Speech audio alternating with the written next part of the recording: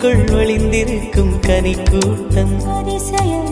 வண்ணத்து பூச்சியுடம்பில் ஓவியங்கள் அதிசயம்